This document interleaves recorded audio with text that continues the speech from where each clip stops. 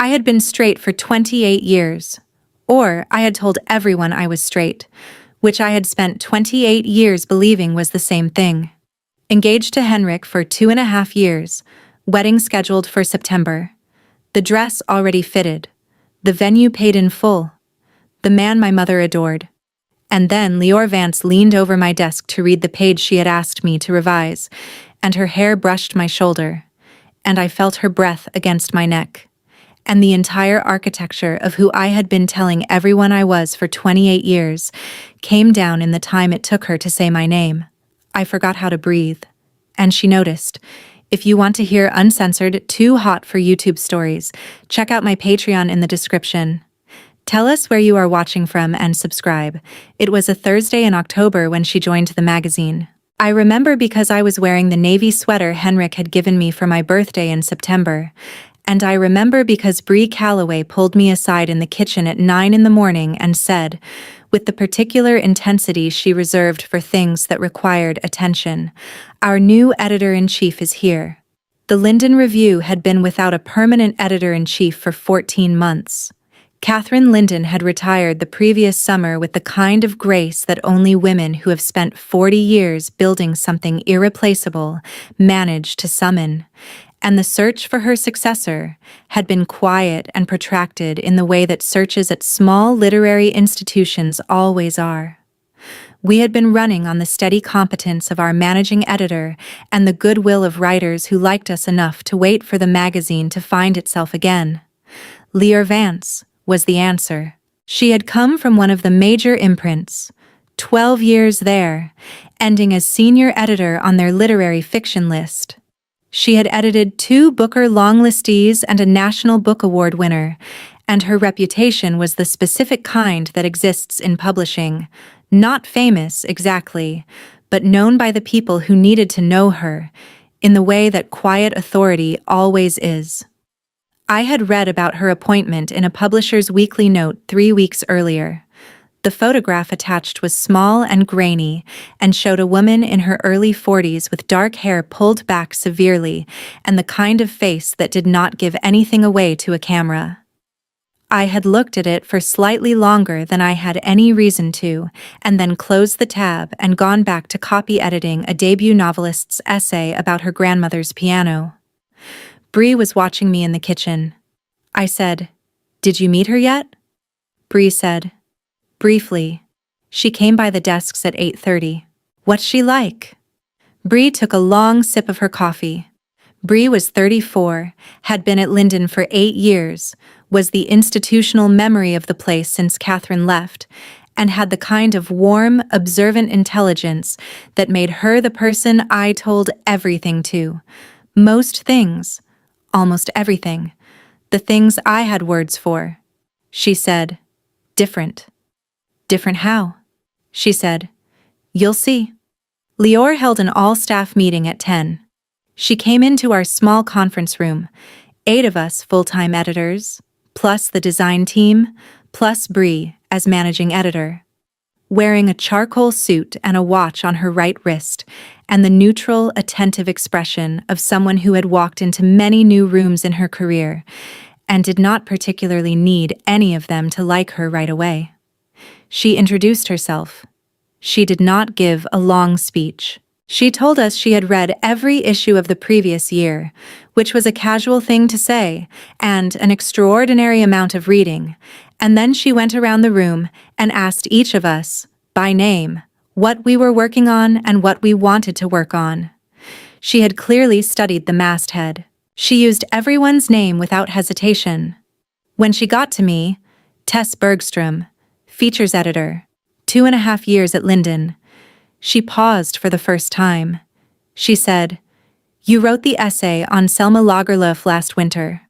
I said, "Yes." She said, "It was extraordinary." She moved on to the next person. I sat in the conference room and felt the small flush of being noticed for the right thing by the right person, which is one of the most specific pleasures available to anyone who works in books. And I told myself the warmth in my chest was that pleasure and nothing else. And I went back to my desk after the meeting and copy-edited a new submission from a writer in Dublin, and did not think about YURI Vibes for the rest of the day. That was October. I was already lying to myself. I went home that evening to the apartment I shared with Henrik on the Upper West Side, the apartment his parents had helped us buy as an engagement gift, and Henrik was in the kitchen making pasta the way he always made pasta on Thursdays. Too much olive oil, the garlic just slightly past golden, a glass of red wine open on the counter. He kissed me when I came in. "How was the new boss?" he asked. I said, "Smart. Very smart." He said, "Good for the magazine?" I said, "Yes." He said, "My mother called. She wants us to come for dinner Sunday." I said, "Okay." I sat at the counter and watched him cook and drank the wine he poured for me, and we talked about Sunday dinner and the wedding playlist his sister had emailed me about, and the question of whether we should book the rehearsal dinner at the place his mother liked or the place I liked, which were the conversations that constituted our evenings now. In the months leading into a wedding I had said yes to 2 years earlier in a moment that had felt, at the time, like the obvious next step in a life I had been arranging carefully since I was 19. Henrik was a good man. I had known him since I was 22. We had met at a friend's wedding in the Berkshires. He was 4 years older, worked in finance but read literary fiction, came from a family that was warm and stable in the specific way my own family had been warm and stable. My mother had loved him from the moment I introduced them. My father, who said almost nothing about anything, had said, "He's a good one." He was a good one. He was also on this Thursday in October when I went home from meeting YURI Vibes for the first time. The man I was going to marry in 11 months. And the man I had been with for nearly 6 years, and the man whose body I had spent 6 years telling myself I wanted in the way I was supposed to want it. I had told myself a lot of things over 6 years. I had told myself that the absence of a particular kind of fire was just maturity. Adult relationships were not supposed to be the consuming, unsustainable thing the novels described. Adult relationships were ease and partnership, and the slow accumulation of shared mornings. I had told myself that the way I noticed certain women in certain rooms was something every woman noticed about other women. An aesthetic appreciation. The way you notice good architecture or a well-cut coat. I had told myself that the dreams I sometimes had, the ones I never described to anyone, were just the brain-processing imagery from the books I edited. I had told myself that being engaged to a good man was the answer to a question I had not quite let myself ask. That was the architecture. It was sound enough to live inside. I had lived inside it for years. I had been good at the architecture. I had been so good at it that even when other women had tried to ask me, gently in the obvious places, the friend in college who had taken me to a poetry reading and afterwards stood very close to me on the sidewalk waiting for the train and looked at me with a question I had pretended not to understand, the writer in residence at my graduate program who had invited me to coffee 3 times and stopped inviting me when I brought Henrik to the 3rd one. I had not understood them, or had pretended not to understand them, with such consistent commitment that I had eventually stopped getting the invitations, and had told myself the absence of invitations was evidence that I had imagined the invitations to begin with. There was a woman in graduate school named Iris. I had not let myself think about Iris in years. Iris had been a year ahead of me, and she had read my first published essay in a campus magazine and emailed me about it. And the emails had become coffees, and the coffees had become long walks along the river with our hands almost touching, and our voices doing the thing voices do when they are saying one thing on the surface and asking another underneath. The night Iris had finally said, on the steps of the library at 2 a.m, "Tess, can I tell you something?" I had said, before she could finish, "I'm seeing someone." Which was technically true. I had been on 3 dates with Henrik at that point. I had used him as a closed door before I had even decided he was the door I wanted to keep closed. Iris had walked back to her apartment in the rain. We had not had coffee again. I had married my graduate school decision, or I was supposed to, in 9 months, and I had not let myself wonder, in any of the years since, what would have happened if I had let her finish. I had been good at not wondering. Leora Vance was not the first crack. She was the woman who walked through the cracks I had been pretending were not there, with a charcoal suit and a watch on her right wrist, and a memory for the essay I had written on a 19th century Swedish writer almost no one read anymore. The first month of her tenure was administrative. She met with each of us individually for an hour, going through our work, our preferences, our frustrations. My meeting was the second week of November.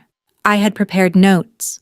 I had reread my own clips the night before in the same way I had reread them before my final round at Linden, which was a thing I had not bothered to do for any internal review in 2 years. Her office was at the corner of our floor. She had not redecorated it since taking over from Catherine. The same bookshelves, the same heavy desk, the same view of the building across the street and the slice of sky between buildings that constituted Manhattan's idea of natural light. She was at the desk when I came in. She was wearing a black turtleneck and dark trousers, and she had not pinned her hair up that day, which was the first time I had seen it down. It was longer than I had thought, almost to her shoulders, slightly wavy, like it had been pinned up earlier and released. She said, "Sit down, Tess." I sat. We talked about my work for 40 minutes. She had read everything I had published at Linden. She had read my Selma Lagerlöf essay twice. She had specific notes, places where my sentences had thinned, places where my instincts had been right, and the editorial process had blunted them, places where she thought I could push further. She said, "You are a serious essayist." I said, "I have been told otherwise." She said, "By whom?" I said, "My previous editor." She said, "He was wrong." It was the kind of small, unequivocal sentence that does something to a person. I had spent 2.5 years at Linden being competent and useful and doing the work, and I had told myself that the absence of major essay assignments was a fair reading of where I was in my career and what I had to offer. I had not let myself articulate the suspicion that someone in the previous regime had decided what I was capable of and been wrong. She said, "I want you to write more this year, not just edit. Write." I said, "Okay." She said, "What do you want to write about?" I said, "I have a list." She said, "Send it to me." I said, "Tonight?" She said, "Tonight." I went back to my desk and stared at my screen for a long time.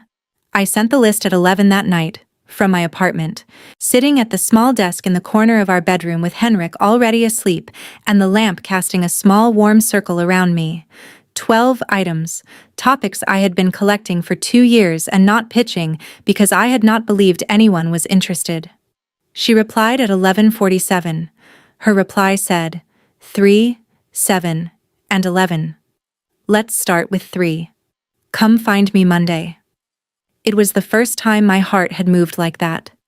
The small, inconvenient lurch that I told myself was about the assignment, about the validation, about a senior editor finally seeing the work I had been quietly doing for years.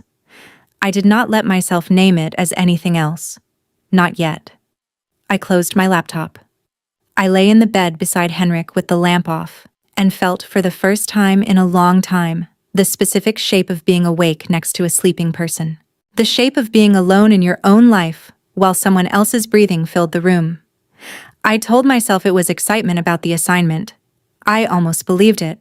The pattern that established itself over the following weeks was structurally explicable.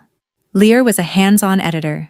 She had built her reputation on the depth of her line editing and the quality of her engagement with a writer's actual sentences, and she did not abandon that approach now that she was running a magazine. She was in our drafts. She was in the work. She was particularly in mine, because I was the only staff editor she had asked to write a long essay for the spring issue. We met weekly. Her office, late afternoon, the light shifting through her window from the cold winter slant to the gray dim of November and then December. She was meticulous. She read with a pen in her hand, and she questioned every sentence I had written that I had not questioned hard enough myself. She was demanding in a way no editor had ever been demanding with my work. And I came out of every meeting with 12 more pages of revision and the feeling of having been seen completely. It was not flirtation. I want to be clear about this. Leor Vance did not flirt with me. She did not say anything that crossed any line. She did not look at me in any way that I could have pointed to and named. She was, by every measurable standard of professional conduct, exactly what an editor-in-chief should be with a staff member she was developing. And I was falling apart anyway. The first time I noticed it openly to myself was the second week of December. We were in her office, 6 in the evening, the building emptying around us. We were going through draft 3 of the essay, which was about the way 19th century women's diaries had encoded forbidden longing into descriptions of weather. It was a topic I had been carrying since graduate school. It was the most personal piece of work I had ever done, and I had not understood, when I sent her the list, that it was the most personal. I had thought it was a clever idea. I had thought I was hiding inside the cleverness. Leor was on page 7. She had been on page 7 for 10 minutes. She said, "This paragraph." I said, "Yes." She said, "You are afraid of it." I said, "I'm not." She said, "You are. You wrote around it. The thing the diaries are actually doing. You described it from the outside. Get inside it." I said, "I tried." She said, "Try harder." I looked at her across the desk. She was wearing a navy blazer that day, sleeves pushed up to her forearms, and the late afternoon light was hitting the side of her face in a way that made her look both more tired and more present than she usually did. She was looking at my paragraph. She was not looking at me. I said, "How?" She said, "Tell me what they were feeling, not what the diary said, what was underneath it." I said, "They were feeling something they could not name." She said, "Why couldn't they name it?" I said, "Because the language for it would have ended their lives." A beat. She looked up. I held her gaze. She said, "That sentence. Put that sentence in the essay." I said, "Okay." I went back to my desk. I added the sentence. I sent her the new draft at midnight. She emailed back the next morning at 7. "Better. Keep going." I told myself it was about the work. I almost believed it. The thing about denial, and I have thought about this since, in the aftertime when I have had to reconstruct my own behavior, is that it is not stupid. Denial is not stupidity. Denial is a structural choice you make every day, with full information, because the alternatives have become more frightening than the lie. I had information by the second week of December. I had information by the third. I knew, in the particular way that you know things when you have been ignoring them for years, that the way I felt walking into Leor Vance's office was not the way I felt walking into anyone else's office. I knew that I was rereading her emails. I knew that I had started wearing things that I had not worn in months on the days I had meetings with her. I knew that I had stopped sending Henrik the small voice memos I used to send him during the day, because the voice memos required me to talk about my day, and my day had started to be about her. I knew. I just did not let myself say it. I said other things instead. I said, "She is the best editor I have ever worked with." I said, "I am writing the best essay of my career because of her." I said, "It is normal to be invigorated by a mentor." I said, "Catherine had favorites too." I said all of these things to Bree Calloway in the kitchen on a Tuesday in early December, with a coffee in my hand and the particular brittle cheerfulness that accompanies sustained internal denial, and Bree listened with the warm, observant attention she brought to everything, and then she said something I have been thinking about ever since. She said, "Tess." I said, "What?" She said, "I love you." I said, "I love you too." She said, "You are a smart person." I said, "Yes." She said, You have to know what's happening. I stared at her over my coffee. I said, "What's happening?" She did not answer right away. She watched me for a long moment. Then she said, very gently, "You are not as good a liar as you think you are." I said, "Bree." She said, "I'm not going to push. I'm just telling you, as your friend. So you know that someone has noticed and I'm not going anywhere." I went back to my desk. I did not write anything for an hour. I sat at my screen, and I tried to find the version of the conversation we had just had that did not mean what Bree had just told me it meant, and I could not find it. I thought about Henrik. Henrik, who was, at that moment, in a meeting on the 43rd floor of a building in Midtown, working on a deal he had explained to me 3 times because he liked to talk about his work, and I liked listening to him because his voice was steady, and I had spent 6 years building a life around the steadiness of his voice. Henrik, whom I was going to marry in 9 months. I thought about my mother, who had cried the day I told her about the engagement, who had told me on the phone last Sunday that she had ordered the linens for the bridesmaids' brunch, who had written me an email 3 days ago with a subject line that said the chairs and a body that contained 11 photographs of chairs. I thought about what it would cost to actually say what was true. I closed my laptop. I went to the bathroom on the 6th floor, the one nobody used because it was farther from the editorial bullpen, and I sat on the closed lid of a toilet stall for 10 minutes, and I let myself feel, for the first time in a long time, the specific shape of a thing I had been not feeling. It was bigger than I had let myself believe. It had been bigger for a long time. I had a meeting with Lior at 4. I went to it. I sat across from her and we worked through the essay's penultimate draft, and I performed competence with the kind of precision that costs you more than you can afford to spend. And at 5:30 she said, "This is almost done." And I said, "Good." And she said, "You should be proud of it." And I said, "Thank you." And I left her office and walked past Bree's desk without making eye contact and put my coat on and rode the elevator down 22 floors, with my chest doing something it had not done in a decade. I told Henrik that night that I had a deadline and I needed to sleep early. He kissed me on the forehead and said, "Get some rest," and went to bed in the spare room without complaint, because he was a good man, the good one my father had said he was. And I lay in our bed with my eyes open and felt the particular ceiling of an apartment I had picked out with someone I was lying to. That was Tuesday. Wednesday I tried to overcorrect. I came home at 6. I had bought wine on the way. I made a thing for dinner that required me to chop vegetables for 40 minutes, which I had read somewhere was good for the brain. I lit the candle Henrik had given me for our anniversary. I wore a dress I had not worn since the engagement party. Henrik came home at 7 and looked at me with the surprised, pleased expression of a man whose fiancée was clearly making an effort, and he said, "What's the occasion?" I said, "You." He laughed. He said, "That's the right answer. We had dinner. We had wine." I sat across from him in the candlelight and I made myself look at him. Really look at him. The way I had looked at him when I was 23, and had decided with the clean conviction of a person who had not yet been tested that he was the future I was choosing. He was beautiful in the way he had always been beautiful. Steady. Kind. The blue of his eyes that my mother had said was the first thing she had loved about him, before she knew anything else about him. The hands that were good with everything they touched. The slight crease at the corner of his mouth when he was about to say something funny. I loved him. I had to be very honest with myself. I loved him. I had loved him for 6 years. The love was not a lie.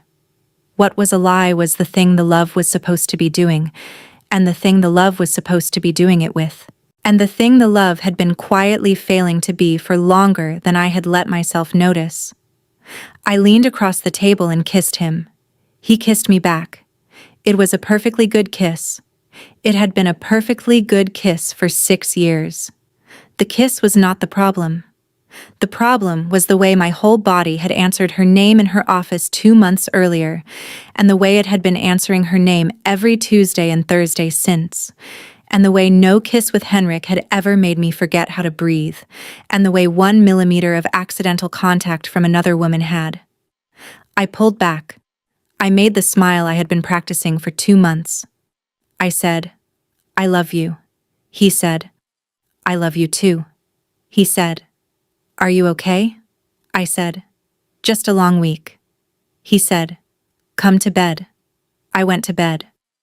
I performed everything that needed to be performed, the way I had been performing it for 6 years, the way I had been telling myself was real because I had not let myself put the word performance to it.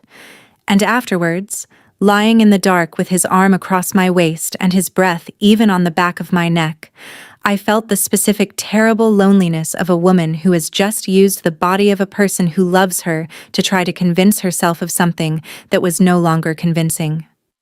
I cried very quietly. He did not wake up. I got up at 4 and went to the kitchen and stood at the window with a glass of water and watched the city, which was awake the way it was always awake, indifferent to my small private disaster. I went to work the next morning with the kind of exhausted clarity that arrives after a night you have not slept through. The kind of clarity you cannot exactly use, just the kind that lets you see, with no particular comfort, exactly what you are looking at. Lior was already in the office. She was always already in the office. She was wearing the navy blazer again. She had her hair down. She was at her desk, and she looked up when I passed the open door, and she said, "Tess." I said, "Yes." She said, "You look tired." I said, "I'm fine." She held my gaze for 1 second longer than the comment required. Then she said, "We're on draft 6 tonight. Last pass before close. Can you stay late?" I said, "Yes." That was Wednesday morning. Wednesday night was when she came over to my desk. The week of the lean-in moment was the week before the issue closed. We were on draft 6. The essay had become something I no longer recognized as something I had written. It was better than anything I had written. Sharper, less afraid, more itself. Lior had pushed me through every defensive layer I had built into my own prose, and the version that had come out the other side was the most truthful thing I had ever made. The night it happened was a Wednesday, December 17th. I remember because the office holiday party had been the previous Friday, and I had gone with Henrik and introduced him to Lior, and watched the small, courteous handshake between them. And I had understood, in the way you understand things you have not given yourself permission to know, that Lior had registered Henrik exactly, and was registering him now with a coolness that had nothing to do with Henrik personally, and everything to do with the fact that he was my fiancé. She had said, "Lovely to meet you," with the same precision she brought to everything, and Henrik had said, "You too," and we had moved on to the next conversation, and I had drunk too much wine that night because the small handshake had done something I was not letting myself name. That was Friday. Wednesday, I was at my desk at 8 in the evening, the office mostly empty, working through a revision Lior had sent me that morning with 17 tracked changes and a note that said, "Last pass tonight if possible. We close Friday." Let me tell you about the holiday party, since it matters. It was at a private room in a restaurant in the Flatiron, which the magazine could afford to rent for an evening only because Catherine Linden had negotiated the standing rate with the owner 10 years earlier, and the standing rate had been honored ever since out of loyalty to her memory. Henrik had come because Henrik came to my work events the way he came to my family events. Fully, attentively, with the kind of social grace that made hosts comfortable and other partners jealous. He had worn the dark blue suit my mother had told him at Easter was the one she liked best on him. We had walked in, and Bree had hugged me, and I had introduced Henrik to the design team, and the design team had been charmed by him in the way people were charmed by Henrik on a first meeting, which was reliably, because he was charming. Lior had been at the bar. I had seen her before she had seen me. She was wearing a dark green dress, which was the first time in 2 months I had seen her in something that was not professional in the strict sense, and her hair was down, and she was talking to one of our senior editors with the same attentive quality she brought to everything, And the small, unfair thought I had standing in the doorway, with my fiancé's hand on the small of my back was, she does not know I am here yet, and the next 90 seconds of my life are going to require me to walk her over to him. I walked her over to him. She turned when we got close. Her eyes registered me first, then Henrik, then the situation. All in approximately 1.5 seconds. The composure did not move. The watch on her right wrist caught the light from the fixture above the bar. I said, Lior, this is my fiancé Henrik. Henrik, this is Lior Vance, our editor-in-chief. Henrik extended his hand. He said, with the warm curiosity he brought to meeting people he had heard about, Tess has told me a great deal about your work. Lior shook his hand. The handshake was brief. 2 firm presses and a release. She said, lovely to meet you. She said it without a single millimeter of warmth that could be measured. She said it with such perfect courtesy that you would have had to be a person who had been studying her for 2 months to know exactly how cold the courtesy was. Henrik said, how are you finding the magazine? Lior said, it is in better hands than it knows. Henrik laughed. He said, that sounds like the kind of thing a leader says when she's about to make a lot of changes. Lior said, then perhaps it does. Henrik said, Tess has been working on a long essay for you. Lior said, she has. It will be the best thing in the spring issue. She looked at me for 1 second when she said it. Then she looked back at Henrik. Then she said, excuse me, I should make the rounds. And she set her drink on the bar and walked away. Henrik said, after she was out of earshot, she's intense. I said, she is. He said, are you okay? I said, yes. Why? He said, you went a little still there? I said, just tired. I drank too much wine that night. I drank because the small handshake had done a thing to me I was not letting myself name, and I drank because Henrik had said, you went a little still there, and I had told him I was tired, and the lie had landed in our marriage 4 months before our marriage, and I had pretended I had not heard it land. The office at 8 in the evening in December has a specific texture. The overhead lights are still on, but the room is mostly empty, and the city outside the windows is dark, and the radiators hum, and the building's HVAC system is the loudest sound.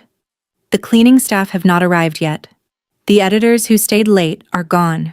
There were 3 of us in the bullpen, me at my desk, a copy editor at hers across the room with headphones on, and Bree wrapping up at her desk near the windows. Bree was leaving in a few minutes. I knew because she had already put her coat on. She came over before she left. She set a small chocolate from the bowl at the front desk on my desk. She said, don't stay too late. I said, last pass. She looked at me. She had been looking at me carefully for 2 weeks. She said, Tess. I said, what? She said, be careful. I said, I am. She said, I know. She put on her scarf. She left. The copy editor at the far desk kept her headphones on. The office got quieter. I was on page 11 of the essay when Lior came out of her office. She had her own laptop. She had a printout of the manuscript. She walked over to my desk and pulled a chair from the empty desk beside mine and sat down next to me, which she had done before but not often, because we usually worked in her office. She said, show me the paragraph you flagged. I said, this one. I scrolled to it. She leaned over to read it. I want to tell you about this lean. It was not theatrical. It was not even particularly close. She was reading my screen, her chair angled toward mine, and she leaned forward to see better. The way anyone leans forward to read a screen they are sharing with another person.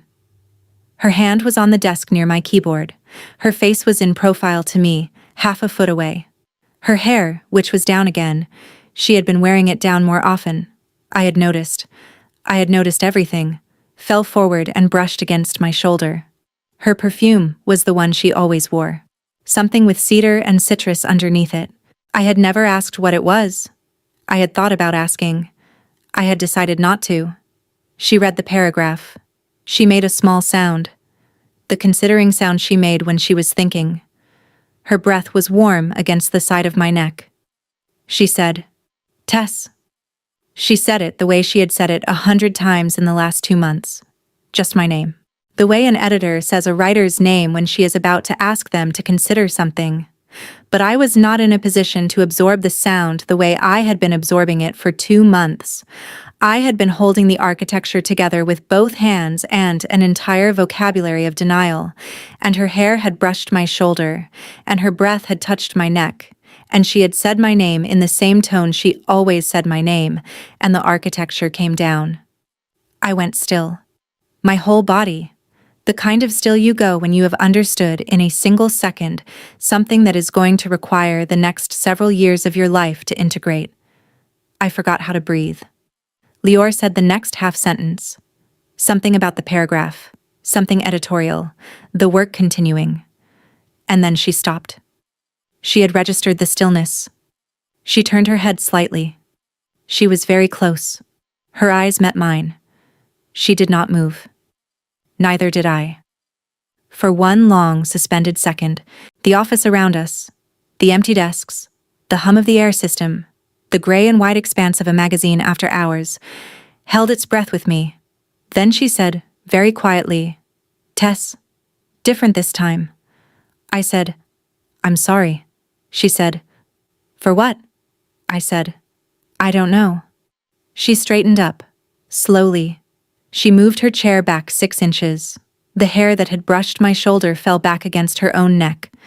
The space between us widened to something that was approximately professional again, and I sat at my keyboard with my hands trembling in the small, contained way they trembled when I had been holding something tight for too long. She said, "I think the paragraph is fine." I said, "Okay," she said. "I'll let you finish." I said, "Okay." She stood up. She walked back toward her office. She was halfway there when she stopped. She did not turn around. She said, "Tess." I said, "Yes." She said, "Take a few minutes if you need to." She kept walking. She went into her office. She closed the door. I sat at my desk for a long time. I did not move. The screen in front of me had tracked changes from a manuscript that had become something other than a manuscript. The empty office hummed around me. The clock on my screen said 8:34. The copy editor at the far desk was still wearing her headphones and had not, I was reasonably sure, registered any of it. I had told everyone I was straight. I had told everyone, including myself. I had been right about the everyone part. I had been wrong about the myself part. I had been wrong for a long time. I closed the laptop. I gathered my things. I walked past Lior's closed door without stopping. I rode the elevator down 22 floors with 3 other people who were having a normal Wednesday night. I walked out of the building into the cold December air on Lexington Avenue, and I stood on the sidewalk for several minutes without moving, because moving required deciding where to go. And where to go was suddenly an open question for the first time since I was 22 years old. I went home. I went home because home was the thing I had built. And the thing I had built was supposed to hold even the hardest information, and I had been arranging my life around that proposition for nearly 6 years. Henrik was on the couch when I came in. He was watching something on his laptop. He looked up. He said, "You're early." I said, "We finished." He said, "Wine?" I said, "Yes." He poured the wine. He brought it to me. He kissed the top of my head, the way he did. The affectionate, unobtrusive way of a man who loved me steadily and without performance. He said, "Long day?" I said, "Yes." He said, "Tell me about it." I told him about the essay. I told him a version of the essay that did not mention the chair beside my desk, or the breath against my neck, or the way I had stopped breathing, or the way Lior Vance had said my name. I told him the version that was about the work. And Henrik listened with the attention he always brought to the things I told him about my work. And when I finished, he said, "I'm proud of you." I said, "Thank you." He said, "You should sleep. You look exhausted." He kissed me, the way he always kissed me. The way I had spent 6 years receiving with practiced affection that had never been a lie. Exactly. But had not been the truth either. I went to bed. I lay in the dark beside him and listened to him breathe and thought about a chair pulled up beside my desk. I thought about the moment Lior had registered the change in my breathing. I thought about her saying my name, twice, in two completely different tones, in less than a minute. I thought about the way she had not turned around when she said, "Take a few minutes if you need to." I did not sleep. I was at my desk at 6:40 the next morning. The office was empty. The cleaning staff were doing the bullpen. The light was gray. I had not slept. I had told myself, in the cab, that I was going to come in early to finish the revision, which was true, and that I was going to leave Lior's office out of my plans, which was also true, and that I was going to be a professional about whatever had happened, which was the lie I had decided to live inside for the day. She was already in her office. I should have known. She was always already in her office. It was one of the 17 things I knew about her that I had not let myself catalog as a list. She came out at 7. She was holding a coffee. She saw me at my desk. She stopped. She did not say anything for a moment. Then she walked over. She set the coffee on my desk. She said, "You take it black." I said yes. She said, "I bought 2. I looked at the coffee, then at her. She was wearing the same charcoal suit she had worn the day I met her in October. Her hair was pinned up. The watch was on the right wrist. She looked, for the first time since I had met her, like a woman who had also not slept, except that her composure was doing the thing her composure always did, which was hold the surface tight enough that only someone who had been studying her for 2 months would catch the cost. I had been studying her for 2 months. She said, "Tess, we need to talk about last night." I said, "Do we?" She said, "Yes." I said, "Lior, I'm engaged." She said, "I know." I said, "In 9 months." She said, "I know." She was standing next to my desk in the empty office at 7 in the morning with coffee she had bought before she knew if I was coming in, and she was looking at me with the composure that was completely real and the something underneath it that was, finally, completely visible, and I understood that whatever I had decided last night about being a professional was not going to survive the next 10 minutes of this conversation, never mind the rest of the day. I said, "Then what are we doing?" She said, "I don't know yet." She said, "But I think we should figure it out." She said, "Together." I looked at her. I looked at the coffee on my desk. I looked at the office around us. Empty. Gray. Mine. Hers. Ours. In some specific way I had not let myself articulate. I thought about the dress. I thought about the venue. I thought about the man my mother adored, who is at this hour probably in the kitchen of our apartment making the coffee he made every morning, drinking the first cup standing up at the counter, reading the news on his phone, expecting me to come back to him at the end of this day exactly the way I had come back to him at the end of every day for nearly 6 years. I thought about what it costs to keep telling a lie when someone has stopped believing it on your behalf. I said, "Okay." She nodded. She said, "My office. 11. Door closed. We talk." I said, "Yes." She walked back to her office.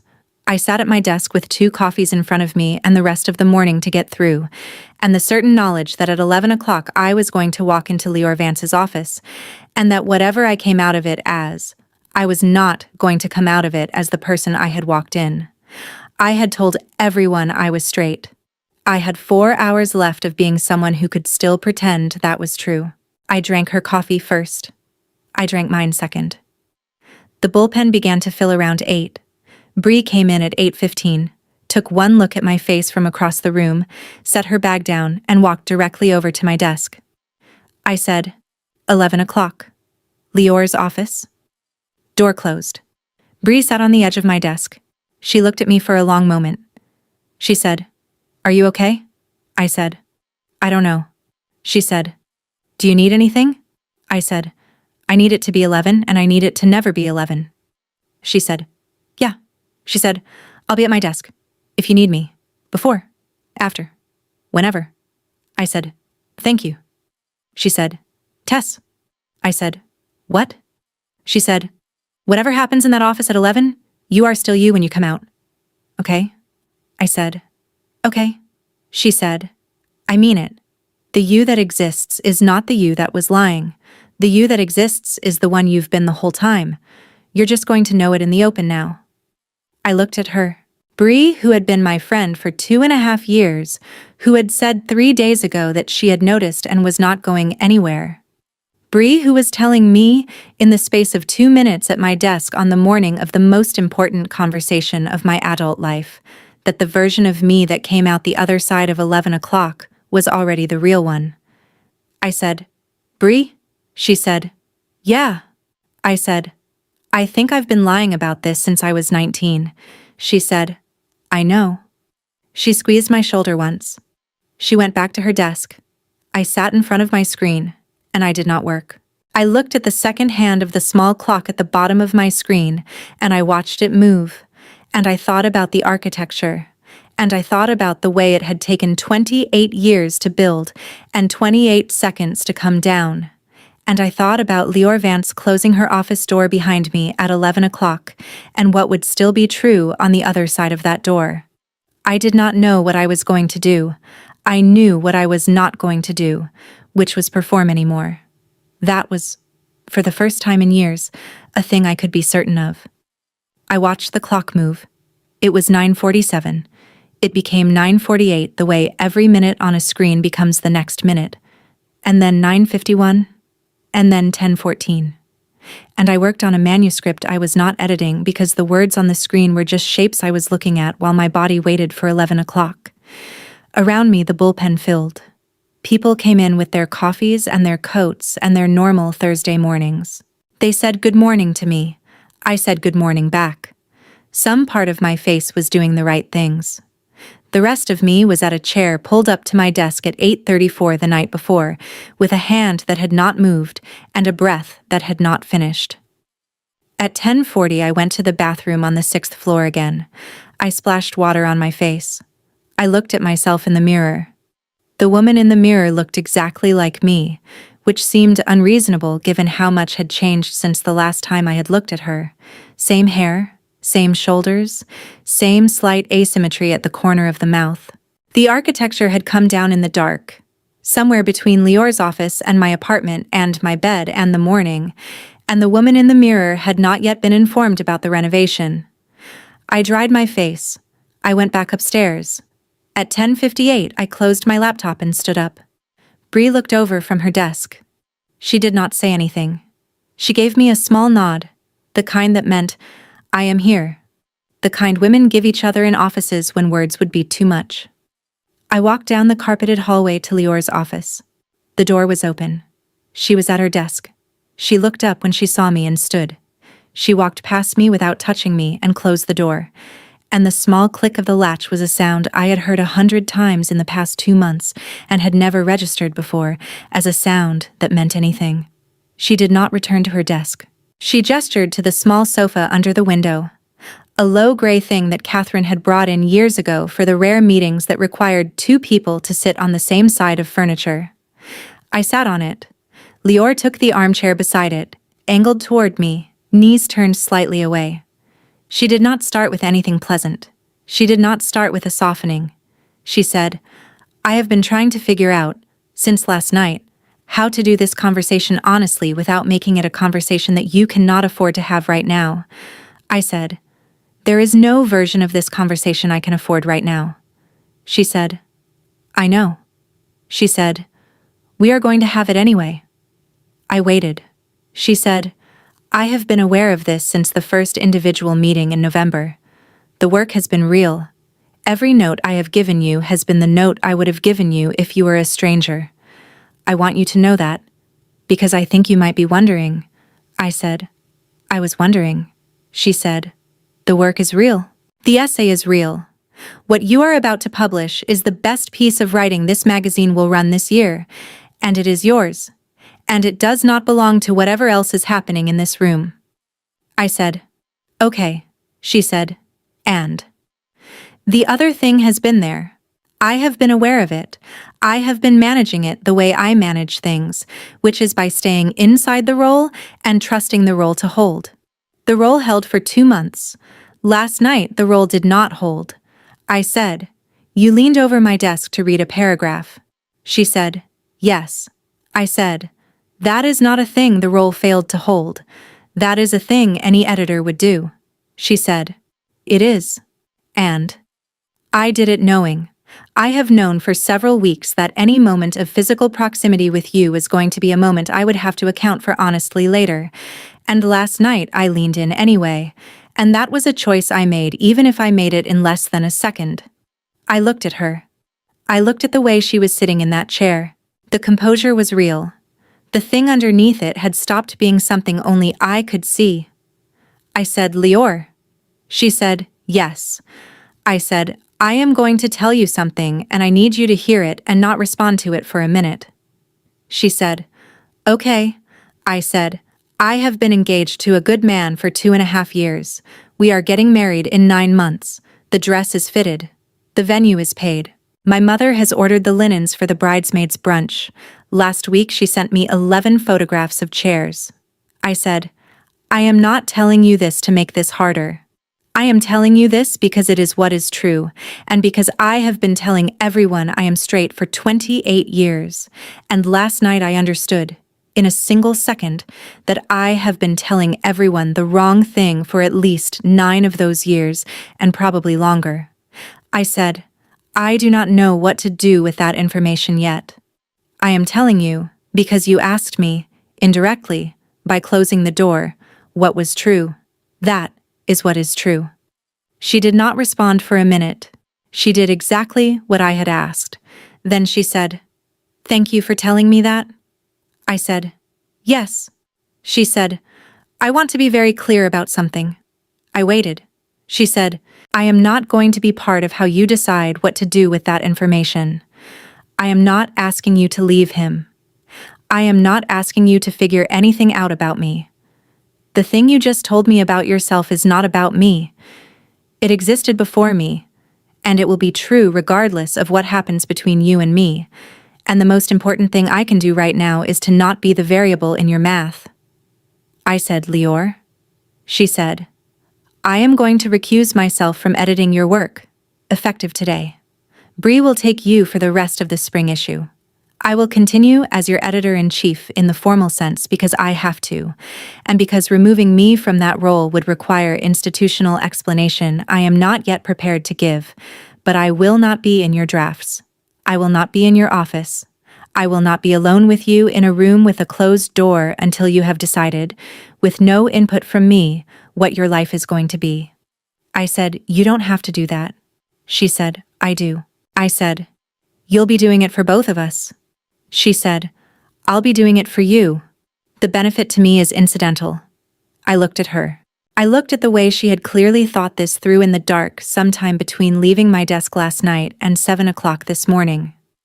The composure that was real and the something underneath it that was, in this moment, fully integrated into a decision she was making out loud. I said, and after? She said, after what? I said, after I have decided what my life is going to be. Whatever I decide. After. She held my gaze. The watch on her right wrist caught the light from the window. She said, if you decide your life is the one you have been planning, I will be your editor-in-chief and nothing else. And I will be excellent at it. And you will not have to manage anything from me. That is a commitment. She said, if you decide your life is something else, if you, in your own time, with your own clarity, decide that something else is what you want, then I would like to know. I said, that is the most disciplined thing anyone has ever said to me. She said, it is the only honest thing I have available. I said, okay. She said, okay. She stood up. I stood up. We were not close. The room was the same room it had been at the beginning of the conversation. Nothing had been touched. Nothing had been said that could have been said any differently in front of an HR officer or a board chair or anyone Lior would have to account for at any point. She had built the conversation that way on purpose. I understood that. I understood that the discipline of it was the most generous thing she could have given me. She walked me to the door. She opened it. She stepped back to let me pass. I went back to my desk. I sat down. I opened my laptop. I worked on the manuscript that had been on my screen at 10:40 for another hour before I left for the day, because performing competence was the only thing that was going to get me out of the building without falling apart. And I had become extraordinarily good at performing competence. At 1 o'clock, I put on my coat and I left. Bree followed me to the elevator. She stood beside me while we waited. She did not ask. She just stood there. When the elevator came, she said, "Call me tonight. Whenever. 3 in the morning is fine." I said, "Thank you." She said, "I love you." I said, "I love you too." I rode the elevator down. I walked out of the building. I went to a coffee shop 2 blocks away where nobody from the magazine ever went, and I ordered something I did not drink, and I sat at a table by the window with my coat still on, and I let myself for the first time in 12 hours not perform. I cried for an hour. Quietly. The way women cry in coffee shops in the middle of the day, which is with practiced minimization and a hand that occasionally rises to the face, and the small disciplined breaths of someone who has decided to not make a scene. At 2:30, I dried my face with a napkin. I got up. I walked the 8 blocks to my apartment. Henrik was not home. He had a 6 o'clock dinner with a client and would not be back until 10. I had 4 hours. I sat on the couch. I looked around the apartment. I let myself look at it. The bookshelves we had assembled together from the boxes his parents had sent. The art his sister had given us for the engagement. The photograph from the Berkshire's wedding where we had met. In a frame on the mantel, the 2 of us at 22 and 26 smiling at a camera neither of us had been looking at quite at the right moment. I had loved this apartment. That was the difficult thing. It was not a sham apartment. It had been a real apartment with real love in it. What it had not been was a true apartment. The love was real and the foundation was a lie I had been telling Henrik with my whole body for years, and the love did not survive the foundation, which was something I had needed to understand in order to do what came next. At 6 o'clock, I made tea.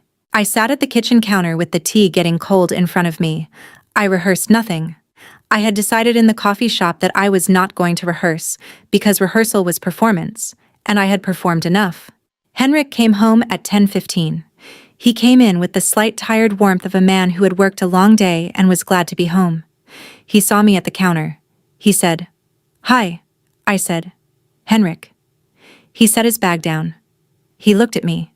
He said, "Tess, what's wrong?" I said, "Sit down." He sat across from me at the counter. The tea was cold. The kitchen light was on. The city was doing its night sounds outside the window. I said, "I am not the person you think I am." He said, "Tess?" I said, "I have been telling myself for as long as I can remember that I was a particular kind of person. The kind of person who wanted the life we have been planning. The kind of person who could marry you and be happy." I said, "I think I am not that kind of person." He said, "What does that mean?" I said, "I think I have known for a long time that I am not attracted to men in the way I would need to be in order to marry one. I think I have been telling myself otherwise, very thoroughly, since I was 19. I think I started understanding what I had been doing, with full clarity. Last night, he was very still. He said, "Did something happen last night?" I said, "Yes, but not the way you are thinking, nothing physical. A moment that made me understand a thing about myself I had been avoiding." He said, "Who?" I said, "A colleague. It is not relevant to what I am telling you. It is not why I am telling you. I am telling you because you deserve the truth, and I have been failing to give it to you for years, and I am not going to keep failing." He said nothing for a long moment. Then he said, in a voice that was steadier than I deserved, "Are you saying you are gay?" I said, "I think I am." He said, "You think?" I said, "I am." He said, "Tess." I said, "I am so sorry." He looked at the counter. He looked at his hands. He looked at the photograph on the mantel that he could see from where he was sitting. The kitchen light was hard on his face. He was a good man. I had said it before, and it had been true. And it was true now. He was a good man, hearing the worst thing I could have told him on a Thursday night in December 4 months before our wedding. And he was, in that moment, the steadiest version of himself I had ever seen. He said, "How long have you known?" I said, "Forever. In some way. Last night. In the way I am telling you now." He said, "Did you know when you said yes?" I said, "I did not let myself know. I knew enough to be very careful not to know. That is not the same as knowing. But it is also not the same as not knowing. I do not want to lie to you about this. I have been lying to you about this with my body for 6 years, and I am not going to add more lies to it."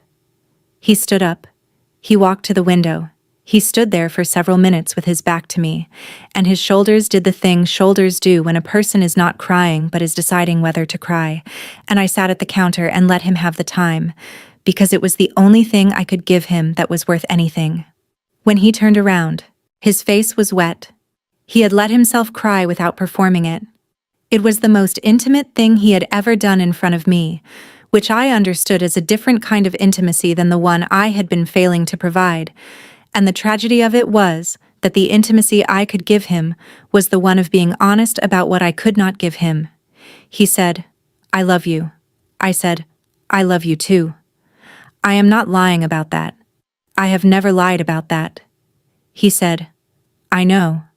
He said, "This is not what I thought my life was." I said, "I know." He said, "I need you to leave." I said, "Yes. I will leave tonight." He said, "Not tonight. Leave tomorrow. I do not want you to be alone in a hotel room tonight. I do not want that for you." I said, "Henrik." He said, "You have been honest with me. I am being honest with you. We have been the people we have been to each other for 6 years, and I am not going to stop being that to you in one night. Leave tomorrow. Go to Breeze. We will talk in the morning about everything else. The apartment, the wedding, my parents, your parents, all of it." I said, "You are too kind." He said, "I am the kind I am. You loved me partly because of it. I am not going to stop being that on the worst night of my life." I cried then. I cried in front of him for the first time since he had been crying, and he sat back down across from me at the counter, and he did not touch me, but he did not move away either, and we sat there together with the cold tea between us until almost 2 in the morning, talking about practical things and impractical things and the entire architecture of a life we had built together that was now going to have to be slowly, honestly, painfully taken apart. It was the worst night of my life. It was also, in a way I would not understand for months, the most honest night of it. I left in the morning. I went to Bree's apartment in Brooklyn. She had cleared the spare room. She had bought groceries. She had not asked any questions when I texted her at 3 in the morning to say I was coming. She had simply replied, "I'm here." I stayed with Bree for 4 weeks. The first week I did almost nothing. I did not go to the office. Lior, who Bree had quietly informed of nothing except that I was taking some personal time, sent a single email that said, "Take whatever you need. Bree will manage your work." I did not reply. I did not need to. The email was not asking for a reply. I told my mother on the phone on the 4th day. She did not understand. She cried. She said the things that the people we love say when we have shown them something they were not prepared to know about us, the things that hurt in the specific way of being said by someone whose love we cannot doubt, but whose imagination has limits we did not know it had until we ran into them. She did not say she could not love me. She said she did not know who I was. We were going to spend the next 8 months finding our way back to each other. We did. We are still doing it. Some of it is harder than the rest. All of it is more honest than the years before it. My father called me the next day. He said, "I love you." I said, "I know." He said, "Your mother will get there." I said, "I know that too." He said, "Are you okay?" I said, "I will be." He said, "That's all I asked." He was not a man of many words. He had said the right ones. I went back to the office the second week. Bree took me to the door of the building and gave me a small nod and went up first. I followed her 10 minutes later. I sat at my desk. I did the work in front of me. At noon, Lior walked through the bullpen on her way to a meeting. She did not stop at my desk. She nodded once, the same nod she gave to everyone she passed, and she kept walking. The discipline of it was the only thing that was going to let me survive being in the building. Bree was my editor for the rest of the spring issue. Bree was a good editor. Different from Lior. Softer, less surgical, more given to encouragement. But real. She finished the essay with me. We were on draft 7 by the time the issue closed. The essay ran in the spring issue. It was the best thing I had written. Critics noticed. The magazine noticed. Lior, who had not edited a single word of the final 3 drafts, sent me a single line of email the morning the issue went to print. Congratulations! The piece is exactly what it needed to be. I read the email 4 times. I did not reply. The professional distance went on. Through January. Through February. Into March. Lior was, exactly as she had committed, my editor-in-chief and nothing else. She was excellent at it. The magazine was thriving under her. 2 of our writers were nominated for awards. Subscriptions were up. The institution was becoming the version of itself she had been hired to make it. She did not come to my desk. She did not invite me into her office. She did not look at me in any way that I could have pointed to and named. She was, by every measurable standard of professional conduct, exactly what an editor-in-chief should be with a staff member who needed her not to be anything else, and she paid the cost of it without making me see the cost. I understood that the cost was being paid. I had been studying her for long enough. I was not, during these months, focused on Lior. That was the surprising part. I was focused on me.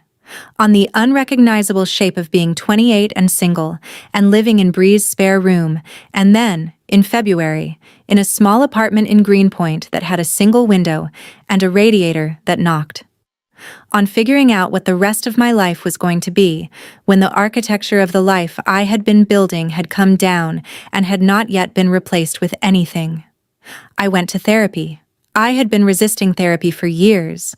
The therapist I found was a woman in her 60s who wore cardigans and asked me hard questions, and did not let me get away with any of the rhetorical structures I had been getting away with for a decade. I learned things about myself I did not enjoy learning. I learned other things that felt like coming home to a house I had been pretending was not mine. I called my college roommate, who I had not spoken to in 3 years, and I told her what had happened, and she said, "Oh, Tess, I have wondered for a long time." I had not known she had wondered. We talked for 2 hours. The conversation went into places I had been avoiding with everyone in my life, and I came out of it lighter than I had been in years. Henrik and I talked twice during those months, once to settle the apartment, once to settle the wedding cancellation. Both conversations were difficult and decent. He was, as always, the man my father had said he was. He started seeing someone in February, a woman who worked at his firm, and he told me about it on the phone with the awkward grace of someone who did not want me to find out from anyone else. I told him I was glad. I meant it. In March, when the spring issue had been on shelves for 2 weeks, and the essay had been linked to twice in the New York Review of Books, and once in a syndicated column my father had cut out and mailed to me with no note, Lior sent me an email. The subject line said, "A question." The body said, "Would you like to have coffee with me? Not at the office. There is a place on 11th Street that does not require us to talk about work. If you would prefer not to, no answer is required, and I will not raise this again." I sat with the email for 2 days. I read it many times. I noticed several things about it. The brevity, the absence of pressure, the phrase, "no answer is required," which was the most disciplined sentence I had ever read in an email, because it both invited me and freed me with the same 16 characters. The fact that she had waited 3 months. The fact that she had waited until the issue closed. The fact that she had waited until I had been alone and not her colleague, and not her project for long enough, that whatever I said next could not be confused with anything except what I actually wanted. I replied on the 3rd day. I said, "Saturday at 3. She replied within an hour. She said, "Saturday at 3. I went on Saturday at 3. The cafe on 11th Street was small and warm and full of people who were not the magazine.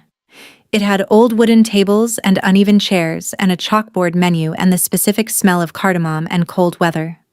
Lior was already there when I arrived. She was in dark jeans and a gray jacket, and the watch was on the right wrist and her hair was down. She stood up when I came in. She did not lean in to do the thing people do at the cheek when they greet you. She kept her hands at her sides. She said, "Hi, Tess."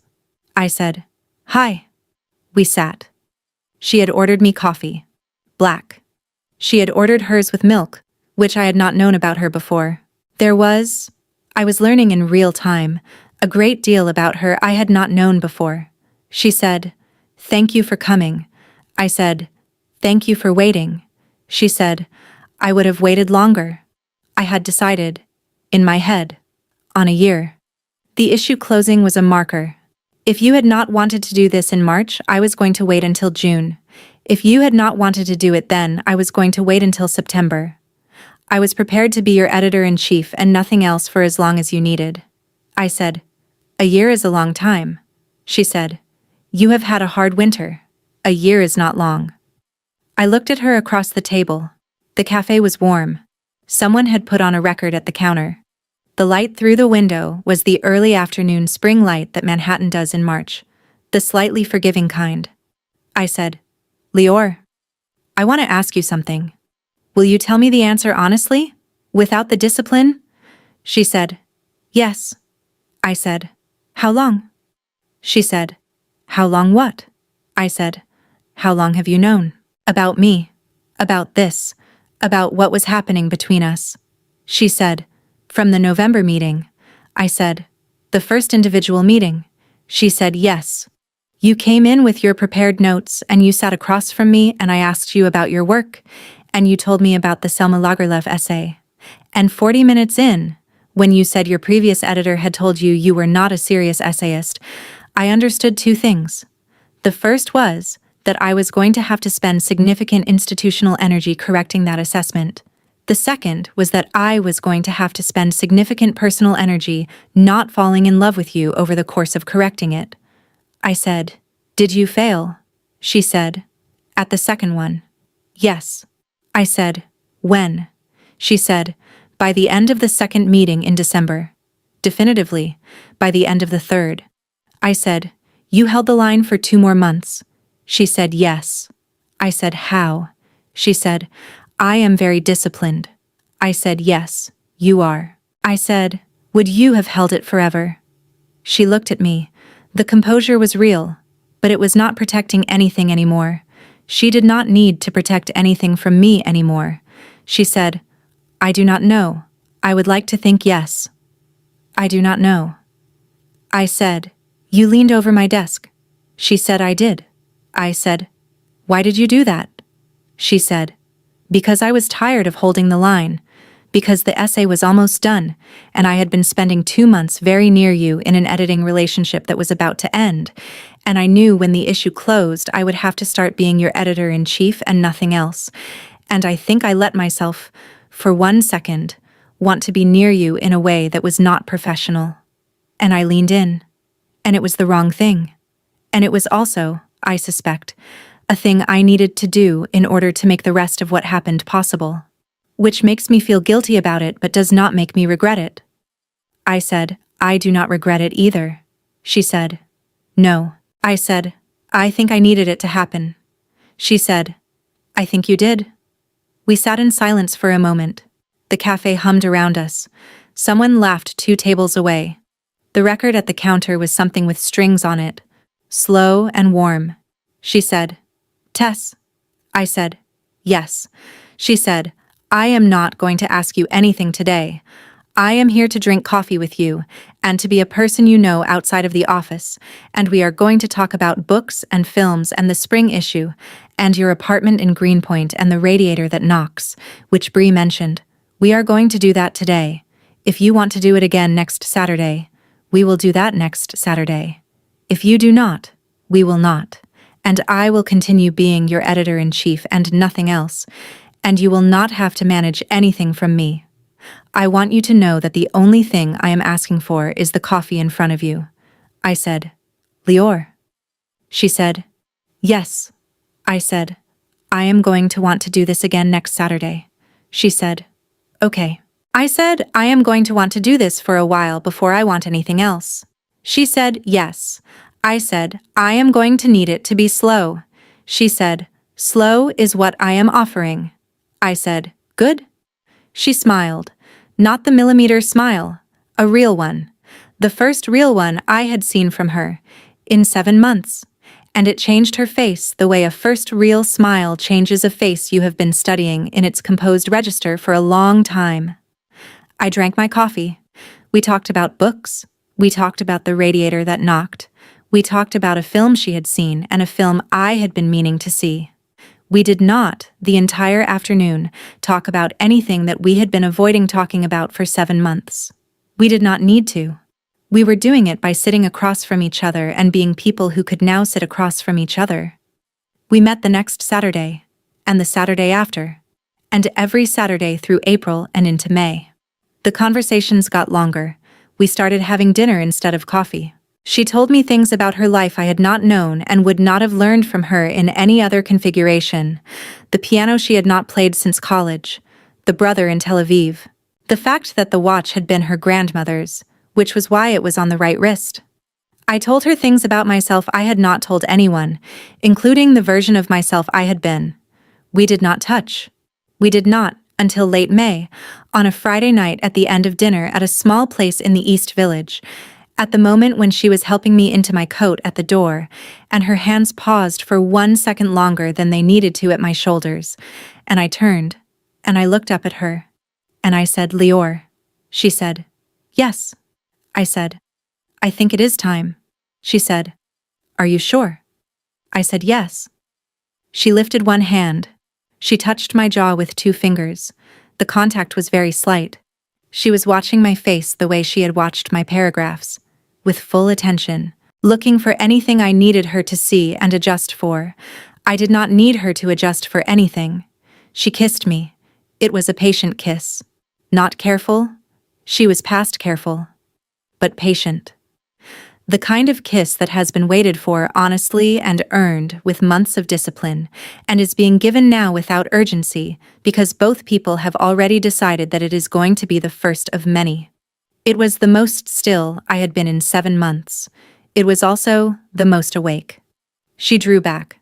Her hand stayed at my jaw for a moment longer. She looked at me. She said, okay. I said, okay. She said, you should go home. I said, I should. She said, I am not asking you to stay. I said, I know. I am not staying. Not tonight.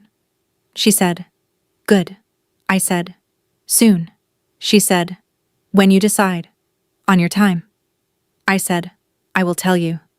She said, I will be here. We walked out of the restaurant. She put me in a cab. She closed the cab door without leaning in. I watched her through the rear window as the cab pulled away. She was standing on the sidewalk with her hands in her pockets and her hair down, and she was watching the cab leave with the specific patient attention of someone who had waited months for the woman in the cab to be ready and would wait however long the rest of it took. I told her in early June. We had been having Saturday dinners for 3 months. We had kissed 3 times.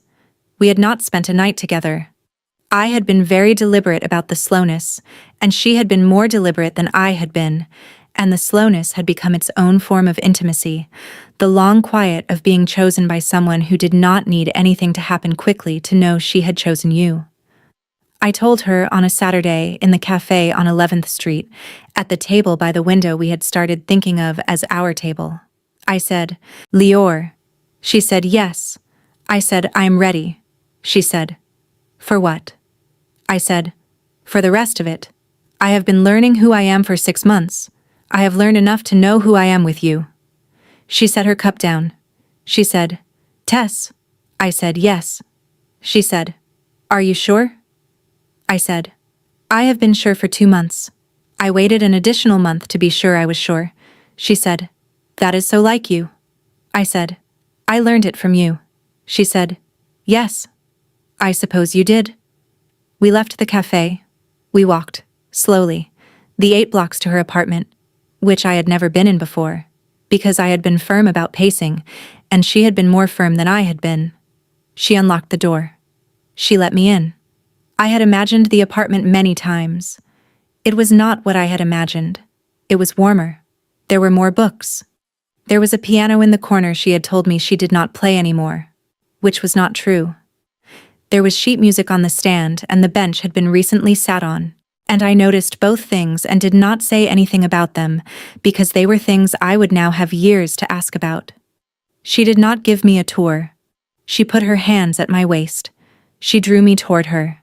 She kissed me the way she had kissed me at the door in May, and then, less patiently, and then with the specific slow heat of 2 people who have been honest about everything and have nothing left to hold back. I will not tell you what happened after, because some things are not for telling. But I will tell you this. It was the first time my body had answered a name without having to be performed at. It was the first time I had been looked at in a private way by someone who had been looking at me in public ways for 7 months without lying about either kind of looking. It was the first time I had been touched in a way that was not architecture. It was, simply, the first time I had been with the person I had been waiting to be with my whole life, and I had not known I had been waiting, and now the waiting was over. I stayed. In the morning, she made coffee. I had remembered that she took it with milk. She had remembered that I took mine black. We drank our coffees in her kitchen, in the late spring light through the window, and we did not say anything for a long time, and the not saying was the most comfortable not saying I had ever sat inside. She said, eventually, "We should talk about the magazine." I said, "Yes." She said, "I am going to disclose to the board on Monday. I have been preparing the disclosure since March. I have been waiting for it to be true enough to disclose." I said, "What do you think they will do?" She said, "A formal review. Probably a recommendation that one of us not be the other one's editor-in-chief.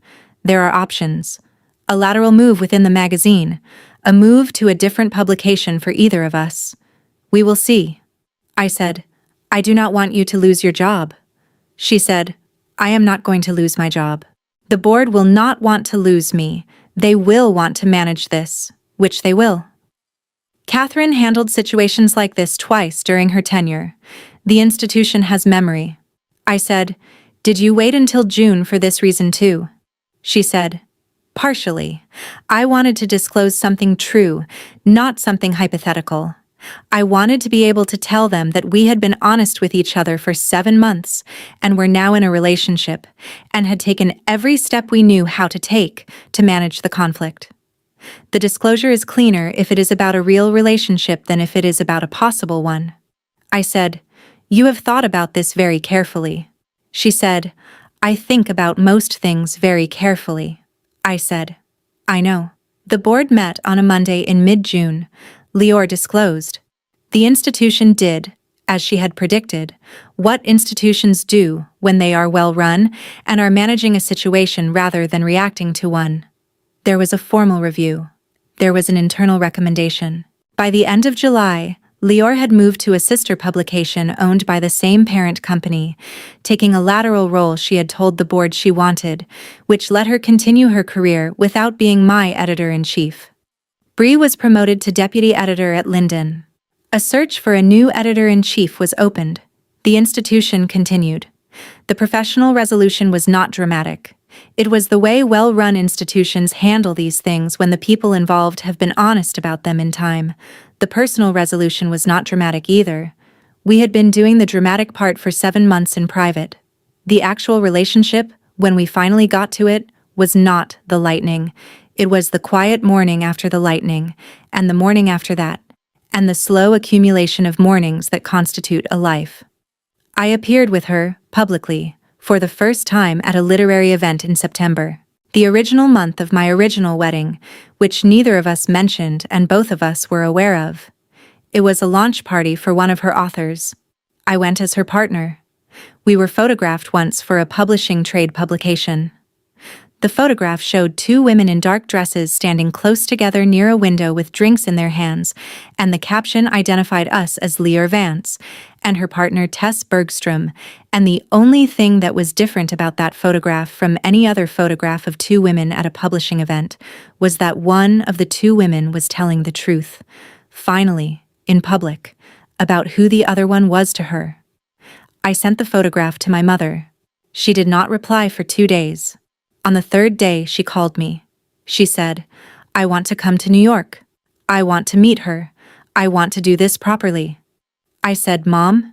She said, "I have been a difficult person to come out to. I know this. I am working on it. I am still working on it.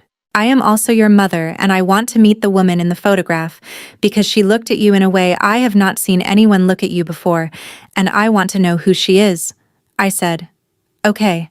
She came to New York in October. She met Lyur. She was, in the way of mothers who are trying to do the right thing while still grieving the thing they had imagined, both more difficult and more loving than I had expected.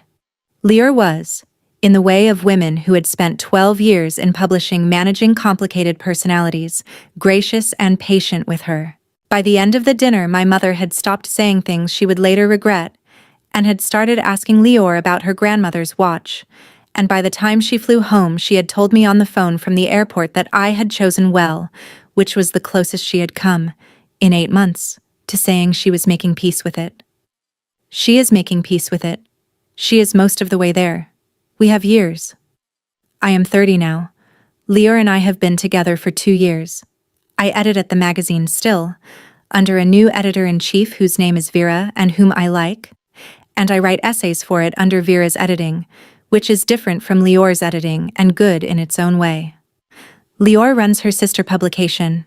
We live together in an apartment that is neither hers nor mine, that we picked together, that has both of our books on the shelves and her piano in the corner that she now plays sometimes, on weekend evenings, with me on the couch reading near her. The dress was returned. The venue was reimbursed by the deposit that was non-refundable, except in the event of cancellation more than 90 days out, which we had been. The mother who had ordered the linens for the bridesmaids' brunch eventually used them for a different brunch she hosted for her book club, where she told her friends, with a kind of careful pride that surprised me, that her daughter had recently moved in with her partner, and that she was a woman in publishing. Henrik married the woman from his firm in the spring. I sent flowers. He sent a thank you card. We are not in each other's lives. He was a good man, and he has a good life, and we did not need to be friends after what we had been. The dignity of that, on his part, was always going to be there. I have always known what kind of man he was. I had only been wrong about what kind of woman I was. I had told everyone I was straight for 28 years. I had told everyone, including myself, until the night Lyur Vance leaned over my desk to read a paragraph, and her hair brushed my shoulder, and I forgot how to breathe. And she noticed. She is in the corner now, playing something slow, the spring evening light through the window catching the watch on her right wrist. She will look up in a minute and ask me what I am writing. I will tell her, this time, and she will smile the real smile, and she will go back to playing, and the apartment will hold us both the way. An apartment can only hold 2 people who have stopped lying about who they are to each other. I am going to keep writing. I am going to keep telling the truth. She has, after everything, taught me how.